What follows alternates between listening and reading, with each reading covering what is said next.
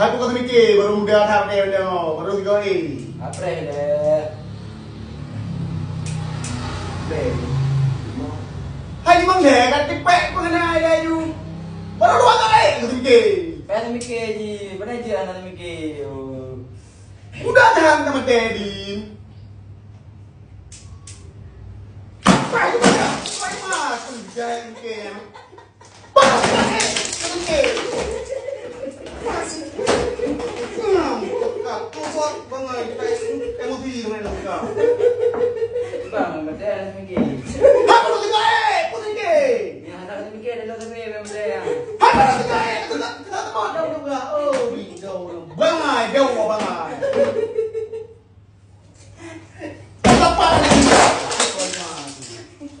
Kapapa.